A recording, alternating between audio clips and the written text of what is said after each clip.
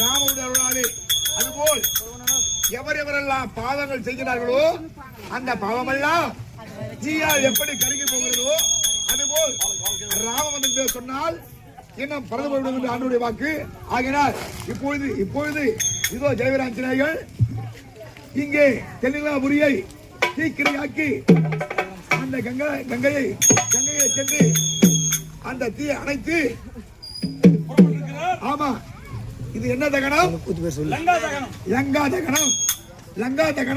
லங்காதகனம் முடித்து இது ஆண்டவன் பதிவிட்டு இருக்கின்றார். நல்ல வேளையிலே அமைதியாக வந்து இதோ சுவாமியின் திருக்கரத்தால் ராணிப்பேட்டை மாவட்டம் உங்களுக்கு நோய் நொடிக்கு சுகம் பெறுவீர்.